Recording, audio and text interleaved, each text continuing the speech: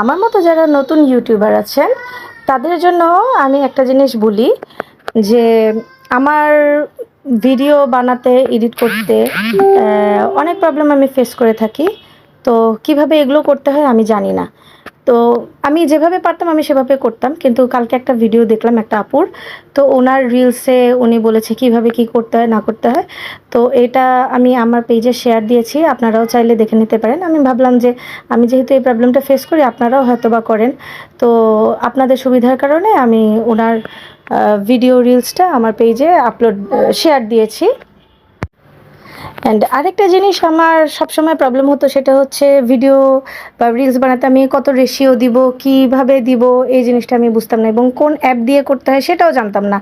তো ওই আপুর ভিডিওটা আমার এত হেল্প হয়েছে, মানে খুব সুন্দর স্মুথলি কাজ করা যায়।